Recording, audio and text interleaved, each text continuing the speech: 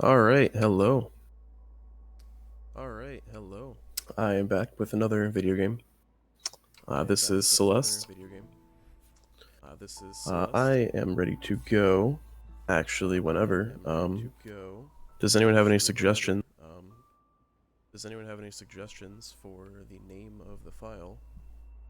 You're really not going to see it anywhere. You'll see it maybe like twice in the whole run, but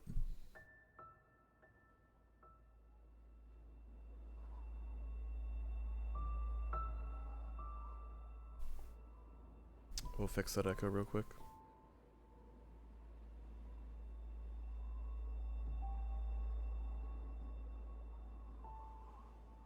Alright.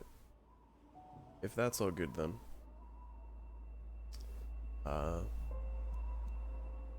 Back to fielding suggestions for the name of the file here.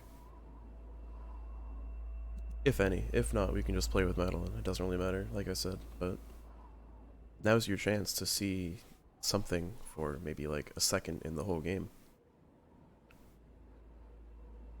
Alright, I have two suggestions. Oh no.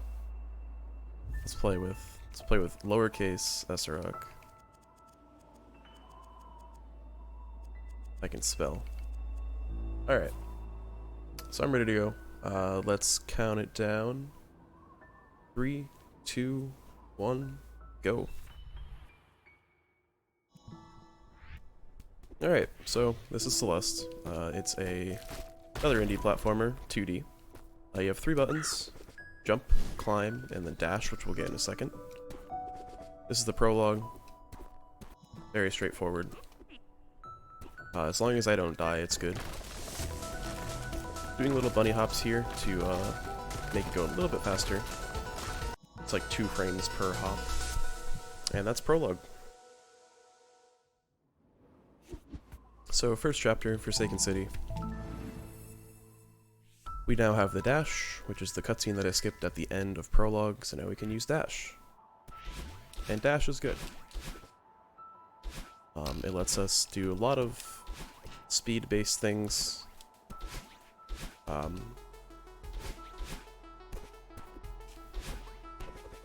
Mostly things called hyper dashes, which are when you dash and jump at the same time. You get a bunch of speed. You can do extended hyper dashes, which is when you do a hyper dash, but you delay it so that you regain your dash in the air. Then there's wave dashes, which are similar to extended hyper dashes, except you do a jump first and then dash into the ground, and then you come back up. Do a wave dash here, skip that little part.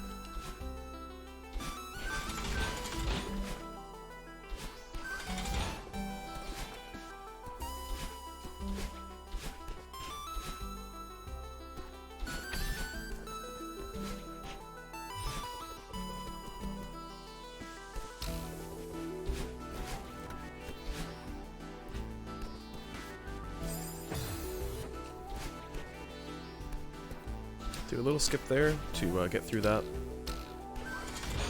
You can set up on one of the platforms to jump off there. So these are called neutral jumps. Lets you climb without using stamina. So you can climb that wall. And that's chapter 1. So chapter 1 and 2 are fairly straightforward. There's really not too many gimmicks to them. Chapter 2 does have one, which I'll talk about when we get there. But chapter 1 is just welcome to the game. Have fun.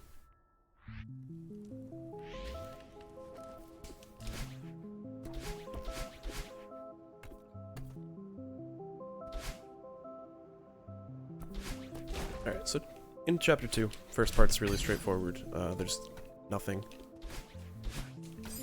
This jump's kind of difficult, so bear with me.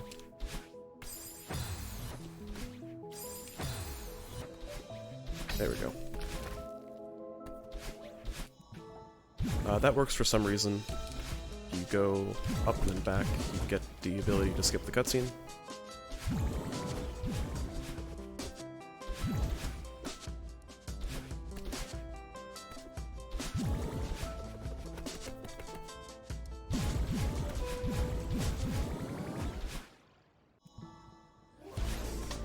So these are called dream blocks. You go through them, they're one way, well, in that if you hit a wall while going through them, you die. So I'm trying to do that.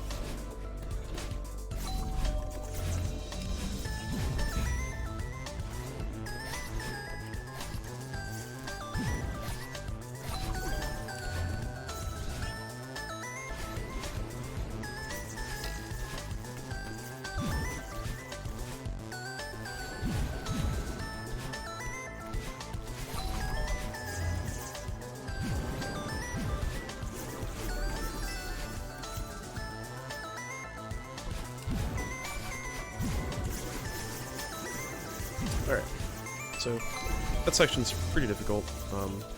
Basically you just have Battleon chasing you 2 or 3 seconds behind.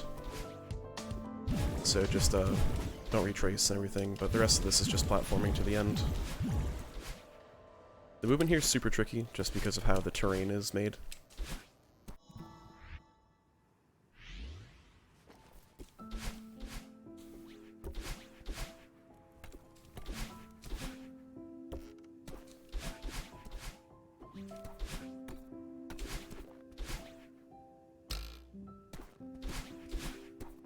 But yeah, not too much more for Chapter 2 here.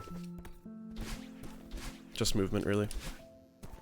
Alright, so now we get into a difficult game, or difficult chapter, Chapter 3. The difficulty spike is pretty big from Chapters 1 and 2 to Chapter 3. This is a longer chapter. There's a lot more difficult stuff to it. So we'll see how it goes. Do a little skip here because I regain my dash when I go through a screen transition. You can get up to the key a lot faster than having to do the little platforming.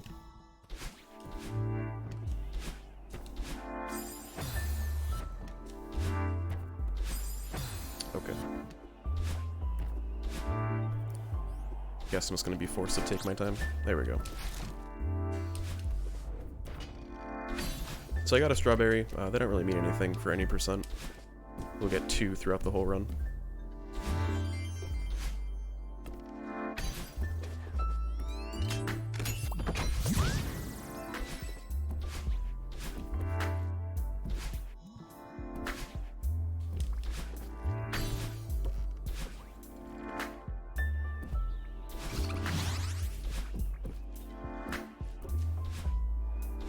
So kind of just moving through here.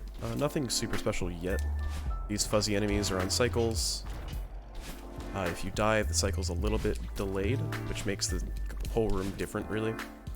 So you either have the choice of learning the death cycle or waiting a bit. But in most cases, the death cycle is very manageable. I'm gonna do a wave dash here. If I can get low enough.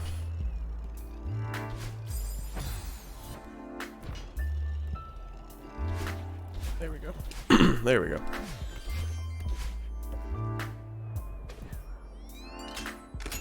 I'm actually not going to bother. You can do a hyper there, but I seem to miss it every single time, so... So this is a huge mess. It's a big maze, first of all. And then, as we go through the section, more tiles will disappear, or the corresponding types.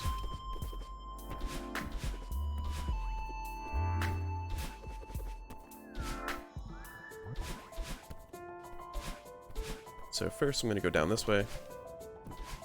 The order really doesn't matter. This route is to minimize the time to get back and forth with Oshiro, which is who we're talking to.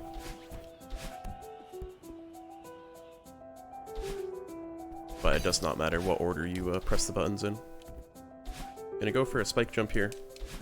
Basically, if you're moving in the same direction as spikes, you can... you don't die to them.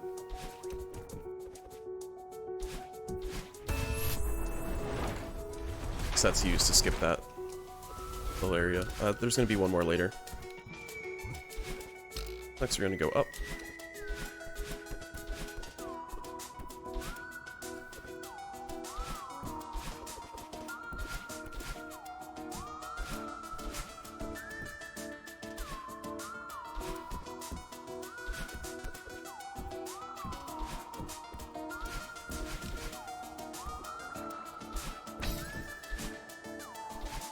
really important thing in this game is maintaining your dash for pretty much as long as possible until you need it.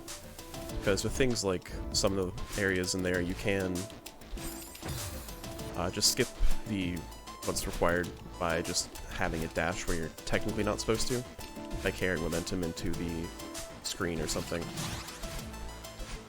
Here we can just walk straight down.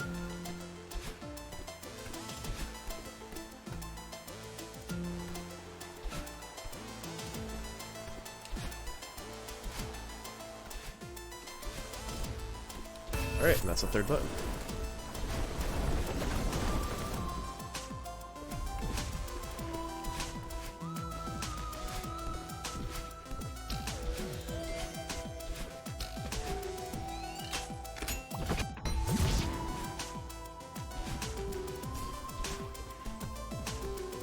So going up this elevator shaft, there's a bunch of shorter rooms, then some longer ones.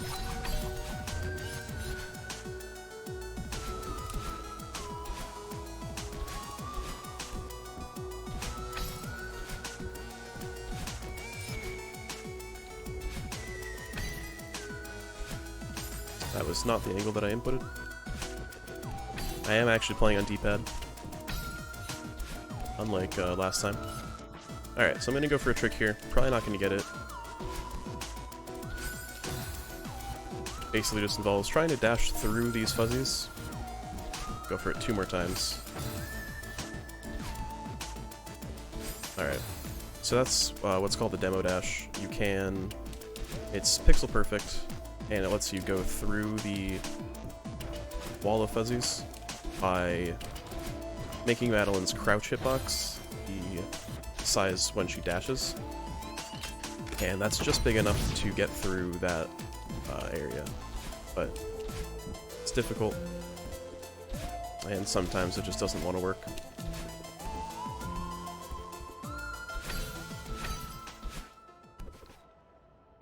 Alright. So into the last part of Chapter 5, the Oshiro Chase. This part is kind of annoying, just because Oshiro likes to dash at you right when you don't want him to. Kind of like there.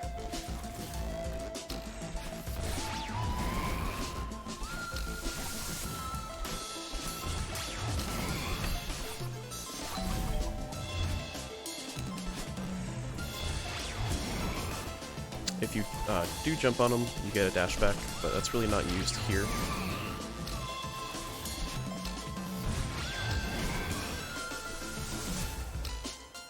Just because there's really no need. Oh, still did it there. Conventionally, it's not unnecessary.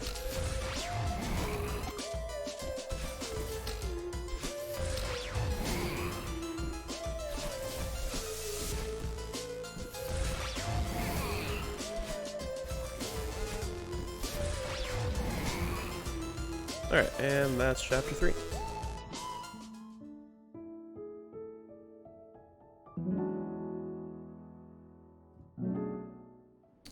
Chapter 4 is a bit of a break from the difficulty spike that was Chapter 3. It's still difficult, but not as much. The general theme of the chapter is just more relaxing. Until the end, really.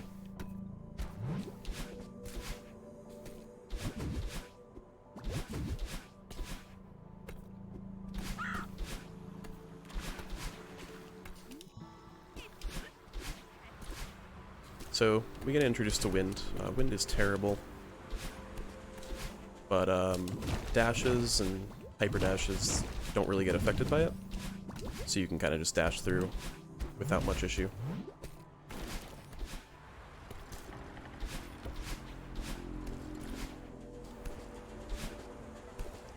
And sometimes the wind just helps. Not always, but sometimes.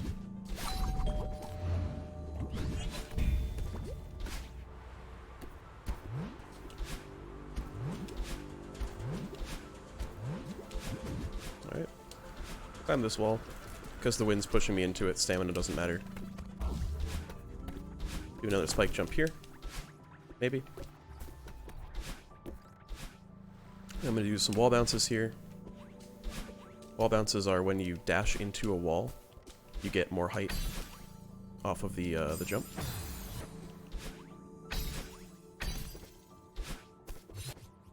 So use that to skip some of that area.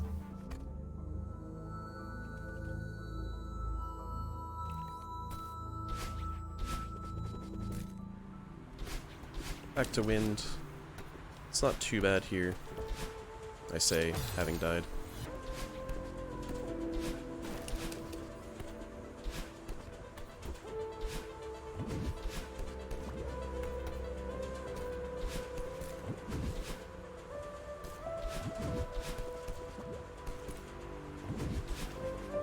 This wind does get worse.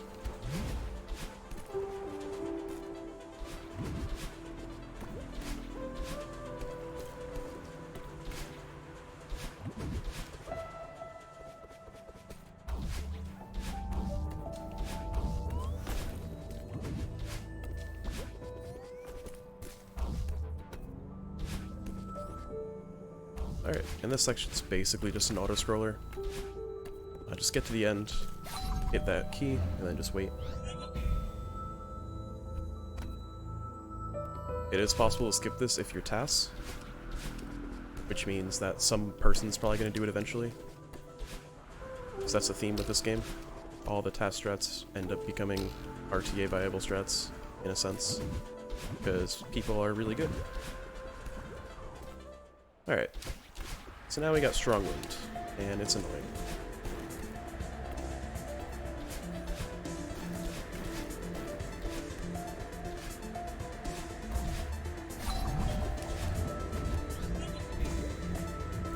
But like I said earlier, dashing gets you through that without too many problems. So now we get introduced to snowballs, which are also awful. They kind of just pop out when you don't want them to, like there. Yeah, if you jump on them, you get a dash back. If they hit you, you die. So a lot of this is just knowing when they're going to appear and kind of just anticipating them. That being said, still really easy to die to.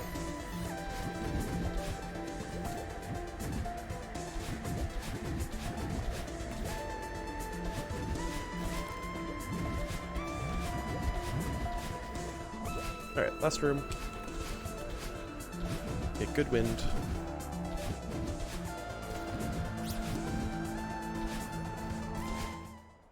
And that's chapter 4.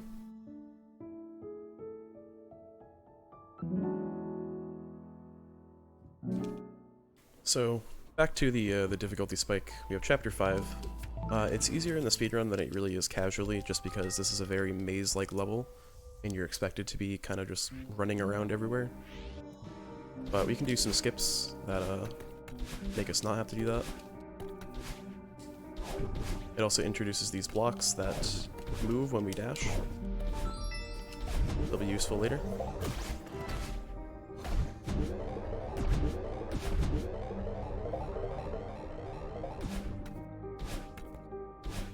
Do a bit of a skip there. Just avoid having to go to the left to grab a bubble to go back all the way through there.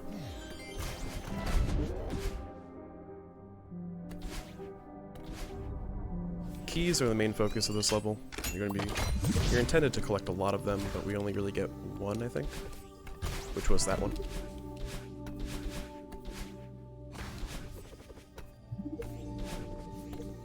Gotta navigate through here.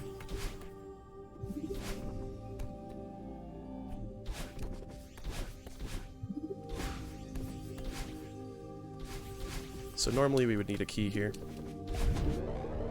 There's a built-in shortcut that lets us avoid that key door.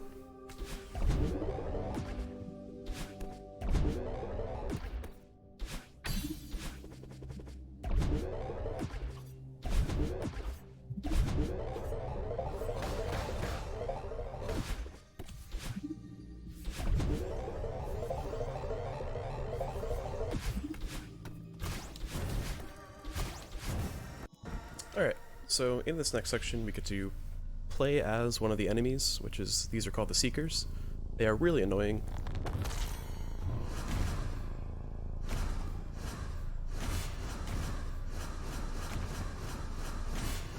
Their movement's kind of annoying too, but once you get the hang of it, it's not too bad.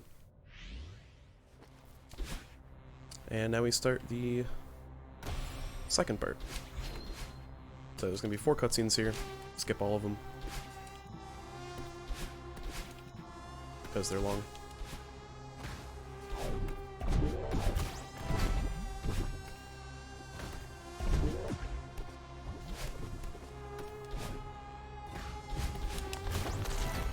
So there's the first Seeker enemy that we're going to see. They attack by dashing at you. It's not random, it's based off of where you are at the time. So you can control them to hit buttons for you, like there. And here, or next room actually. It is possible to use this one to hit a button, but it's a bit trickier than the others. Mess that up. There we go. I could use this one here to do that.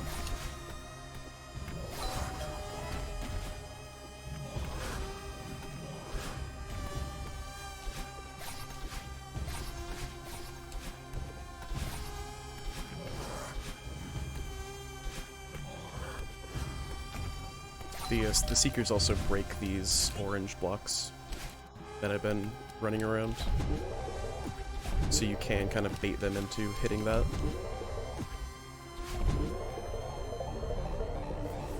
Alright, so this is Search.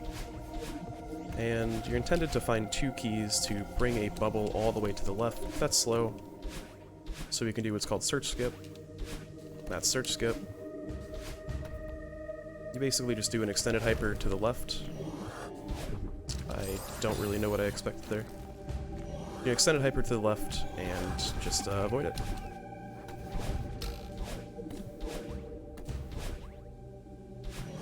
So that saves about 2 minutes, and it's really easy to do.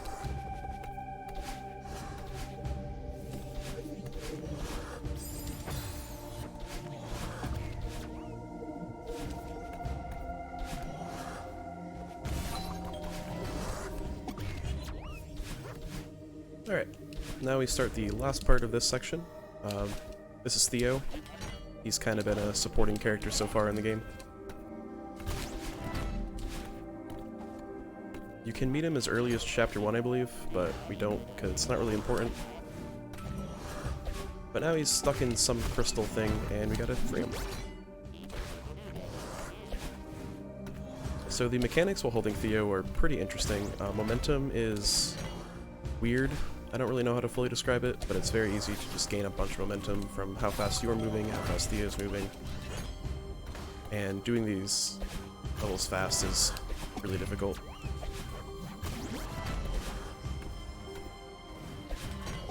And then the Seekers really get in the way like that. Come on. Theo can be used to hit the keys and buttons, as I've been doing.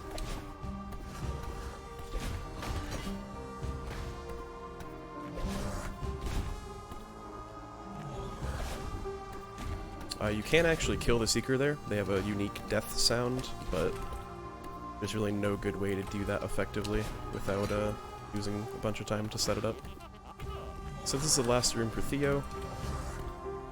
This is also probably the hardest and the longest. That's that. So now we're going to go through this area. It's going to be some shockwaves. If I dash through them, I don't get affected by them. Alright, and that's Chapter 5.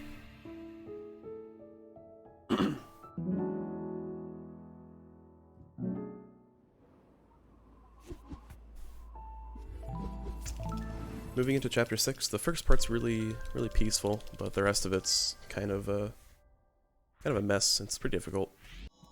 So we get introduced to the feather here. It allows you to do 360-degree movement, so I'll be using the analog stick for it. If you go certain angles, anything like past a certain angle, you start losing speed. So you kind of got to stay as straight as possible.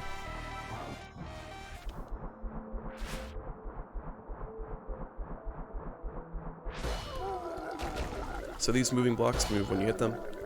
They give you a lot of momentum.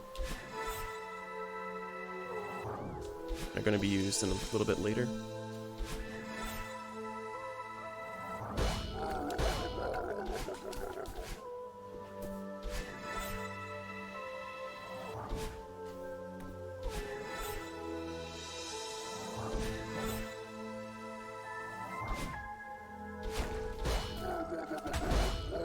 Okay, so next section, I'm going to do another little skip here with neutral jumps.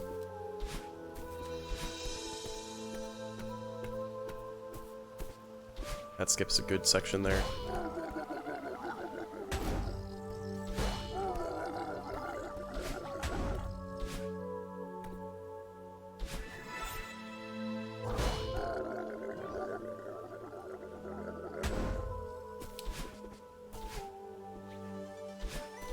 So here, there's some branching paths. The way you go really doesn't matter. I think the way I'm doing it is a little bit slower than the fastest way, but not by too much. There are some paths that are really slow, but I'm not gonna be doing them.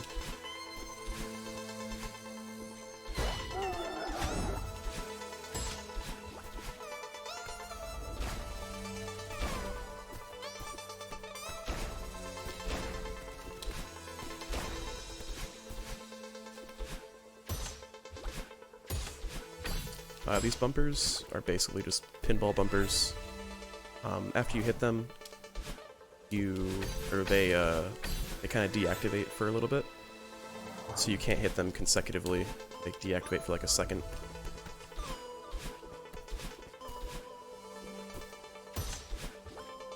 Okay.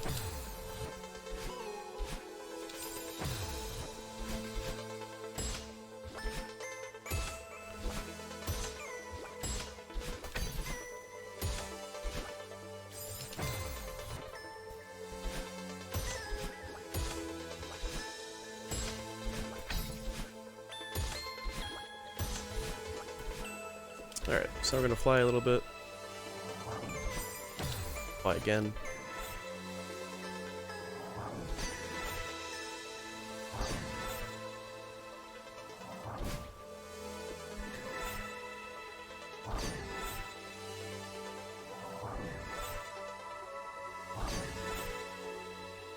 If you go fast enough, you can make it through those bumpers there, but just to be safe, I'm not.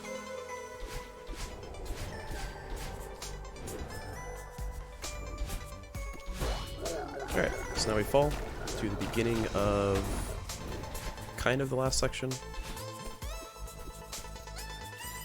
There are some shortcuts here that I will try and be utilizing. They do have setups. That one doesn't, but...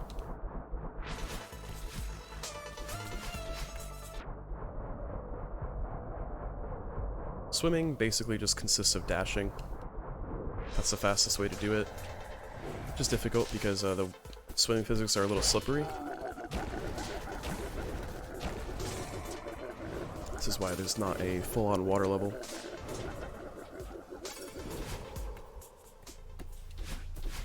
Alright, so this starts the battle and fight. It's not so much as a fight, more of us just running into her a lot, I guess. But it's somewhat difficult as Battle has shots and then eventually lasers, but they have enough starting time to make them not really an issue in most cases.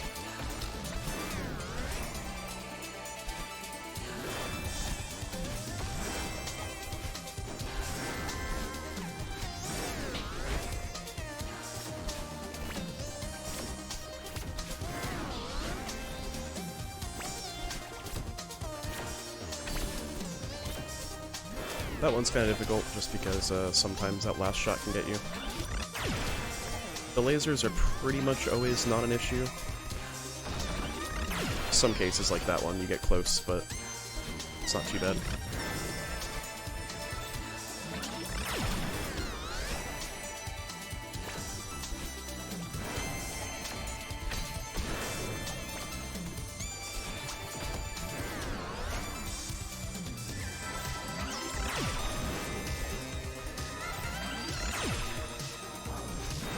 one more, and then that's the end of the, or two more I believe, and that's the end of the first half of the fight.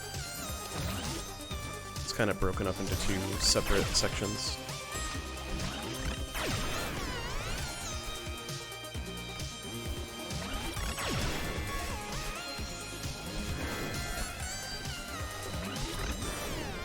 Alright, this is the last one of the first half. It's always like the big long rooms.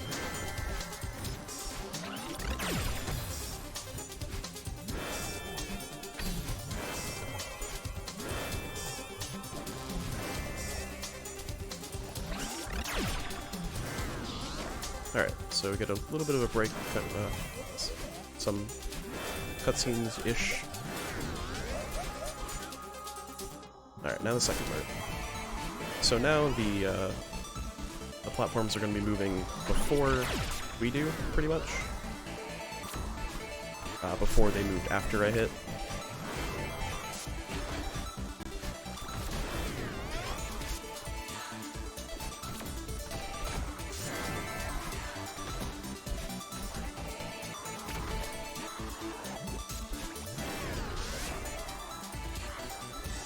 But overall, these levels are a bit easier and faster to do. There's some difficult ones like this one.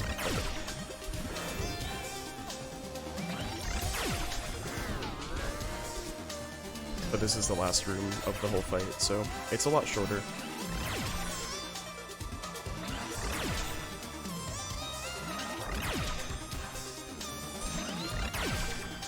Alright, and that's the battle fight.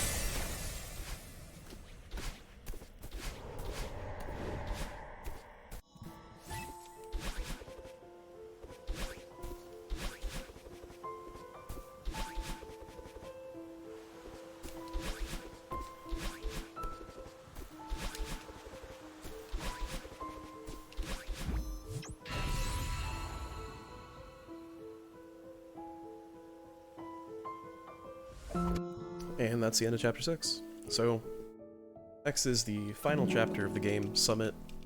It's the longest, takes up like a quarter of the run. And it's pretty difficult, so give it a go and see how it goes. It's split up into multiple sections, increasing in 500 meter increments, so this is 0 meters. Each section is based off of a chapter, so this is Chapter 6, and after that they go in order.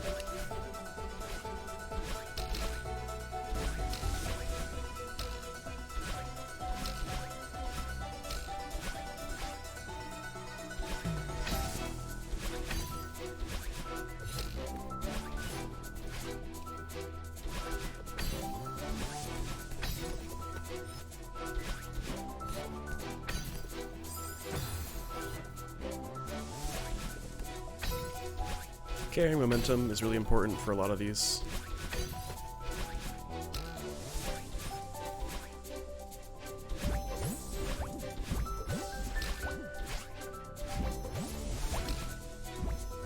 And then the every section always ends with that purple orb area, where you hit it each time and then go to the top, and then you're done.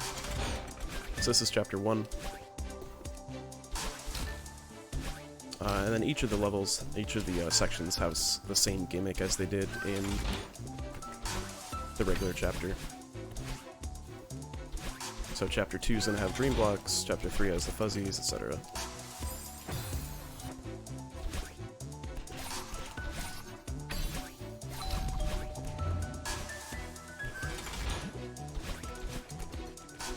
Didn't even notice, or I didn't even mention it, but at the end of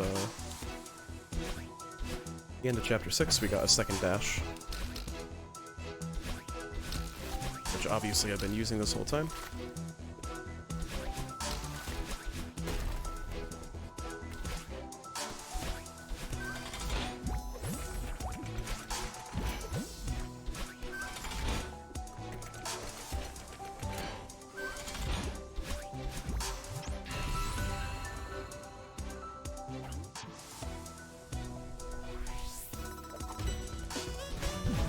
The music also kind of picks up for every level, which is nice.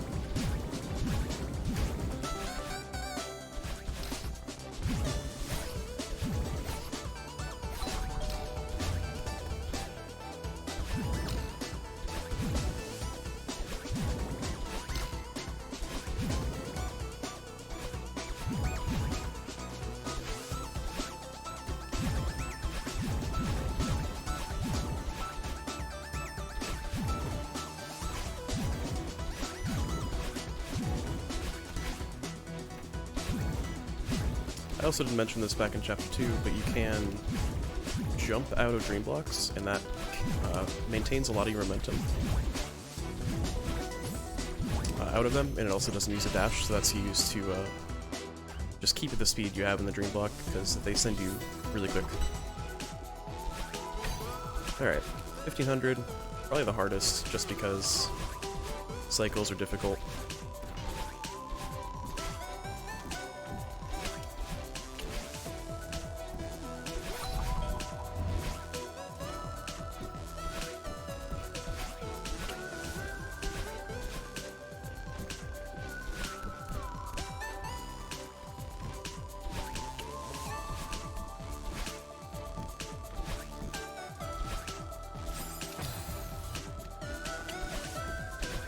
That level has the most generous death cycle.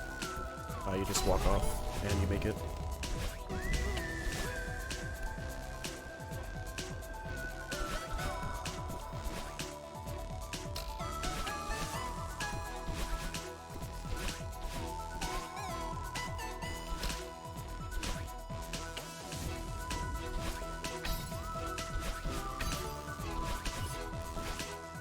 Alright. I'm dead. Yeah. It's not even worth it. If you run out of dashes, you're pretty much screwed.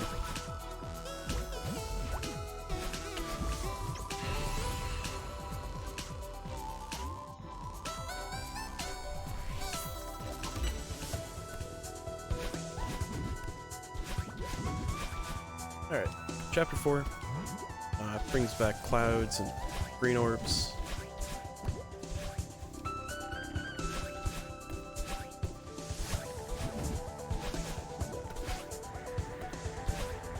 Also wind, of course.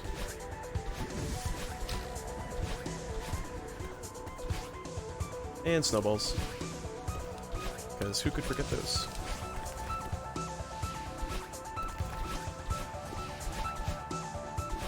Alright, I was expecting one more.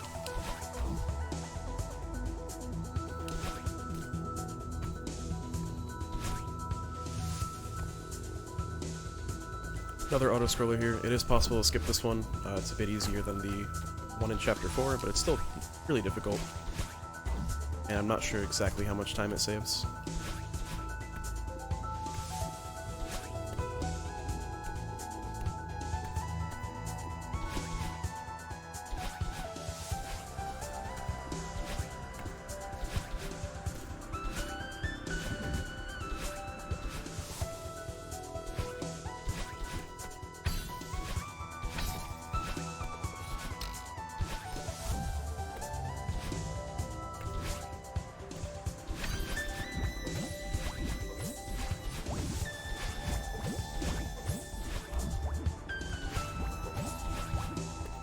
Ah, almost.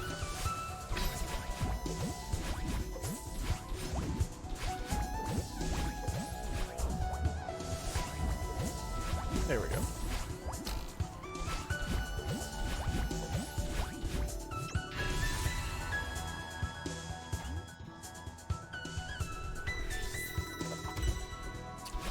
So, 2500 is probably also the second hardest. I think it's the most technical of the summits. There's just a lot of like minor tricks that you can do, which I will be trying to do.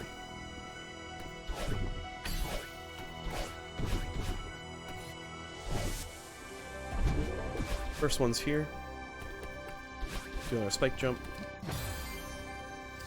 That skips getting a bubble from down below.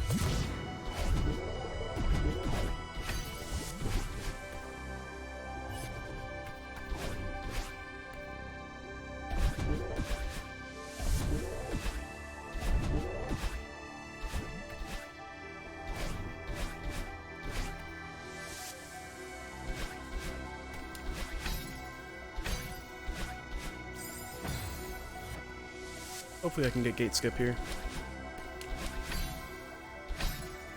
There we go. Run's valid.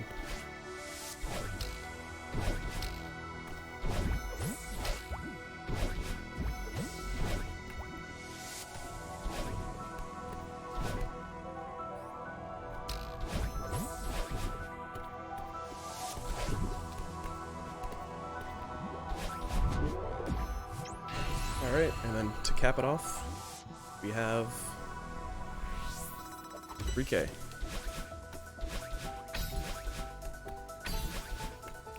So there's 30 flags. If you want to count, it's what everyone does, so feel free.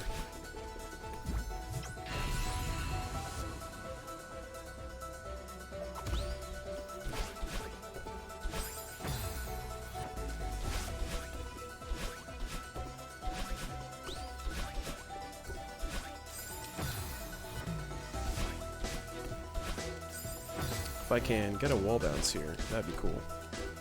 But get it.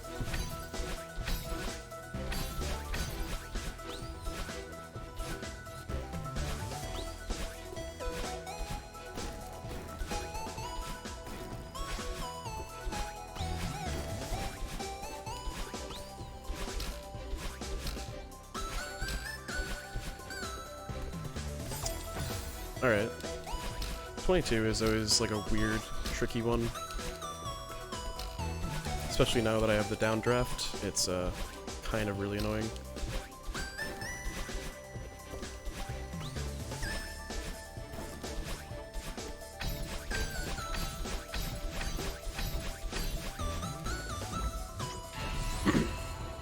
Just because gravity is basically increased. Now we have the updraft, where gravity is lessened.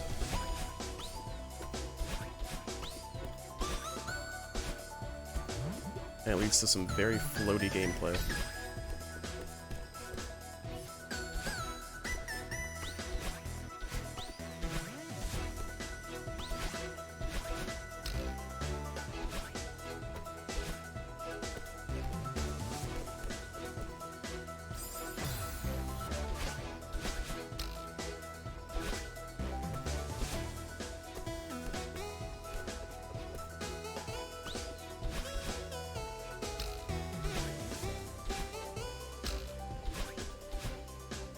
Is pretty much the longest flag, I would say. Just because there's like 2 sections to it.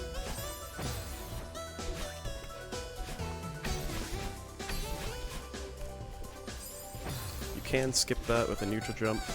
Try it again.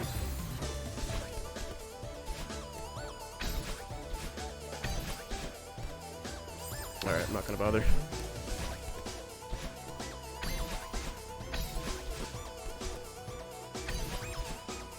Still gonna die though. This flag just does not like me right now. There we go. That's not even the hardest one.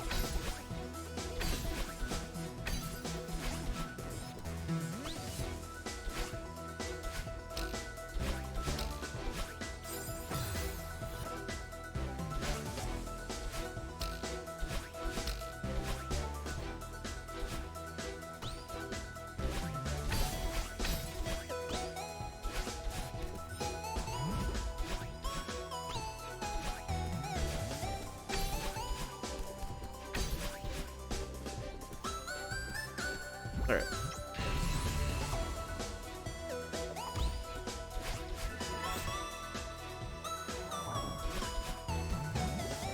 Last little bit here. We got 5 more flags.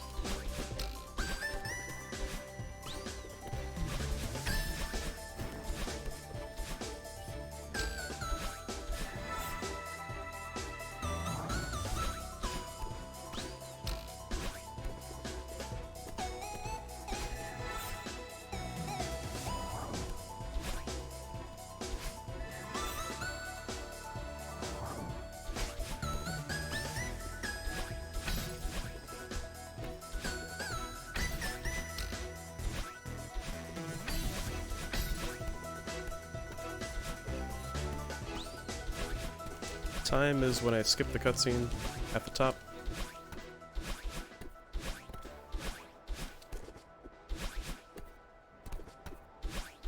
And time. So that's Celeste.